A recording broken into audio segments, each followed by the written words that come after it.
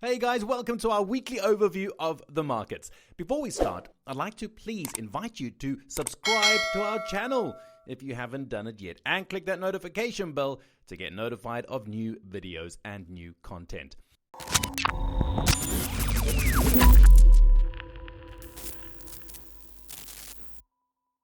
So what happened on the market this week? Well, generally speaking, we can say that there was a prevalence of negative signs. In fact, the only instruments that went against this general trend were energy futures. So let's start our overview and see what's happening to the stock indexes. As you can see, both Nasdaq and mini S&P 500 are in a pullback phase, and the same goes for European indexes. The bonds are in a sideways phase, and in this chart you can see the T-bond, and the same goes for the US 10-year bond. As I've already told you, the energy sector is the only one that goes against the trend. In fact, it's currently reaching new highs. The most interesting market is definitely natural gas. As we know from the news, this market is at an all-time high.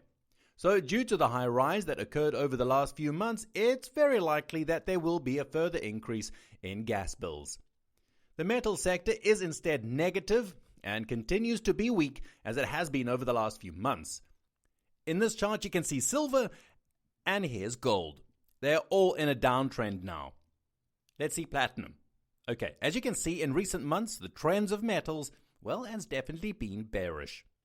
The meats are also negative, both in the 5-day, in the 1-month, and in the 3-month period. On the other hand, the trends of soft commodities and cereals are less defined. Finally, currencies are all negative. Bitcoin moved only by 3.66%. And if we consider the volatility of this instrument, well, we can say that it's almost as if it didn't even move at all last week. As for historical volatility, the long-term values of equity indices are still very low, while the short-term ones are obviously rising. If we look at the volatility of energy markets, we can obviously find much higher long-term values. And this is true especially in the case of natural gas, whose 1-month volatility is in the highest percentile. Now let's take a look at the term structure of implied volatility.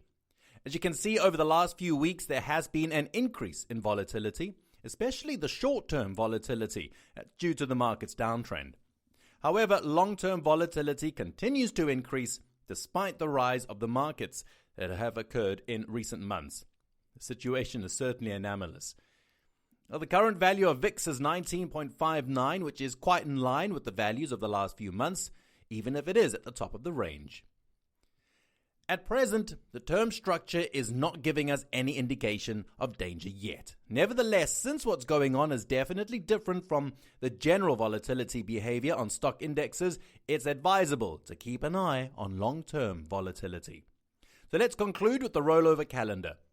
We've recently rolled the crude oil futures, so now as usual, natural gas, gasoline, and heating oil will follow.